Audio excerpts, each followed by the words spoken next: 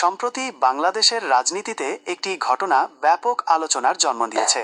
NCP নেতা হাসনাত আবদুল্লার একটি বক্তব্য এবং তার প্রতিক্রিয়া।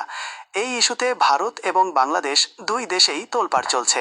আজকের ভিডিওতে আমরা এই পুরো ঘটনা প্রবাহ, এর কূটনৈতিক তাৎপর্য এবং এর পেছনের কারণগুলো খতিয়ে দেখব। মিস্টার আবদুল্লার এই বক্তব্যে ভারতের সেভেন সিস্টার্সকে বিচ্ছিন্ন করার হুমকি দেন।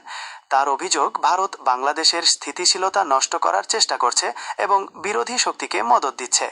এই বক্তব্য প্রকাশের পর এনসিপি তাৎক্ষণিকভাবে এটিকে হাসনাত আবদুল্লার ব্যক্তিগত উপলব্ধি বলে দাবি করে।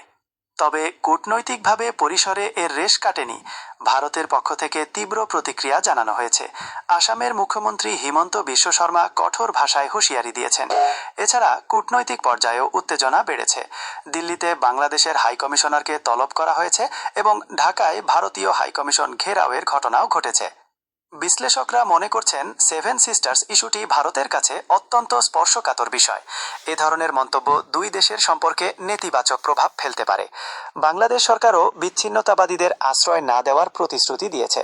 এখন দেখার বিষয়, এই উত্তেজনা কিভাবে প্রশমিত হয় এবং দ্বিপাক্ষিক সম্পর্ক কোন দিকে মোড় নেয়। আজকের আলোচনা আপনার মতামত জানাতে কমেন্ট করতে পারেন। আমাদের চ্যানেলটি সাবস্ক্রাইব করে পাশে থাকুন। ধন্যবাদ।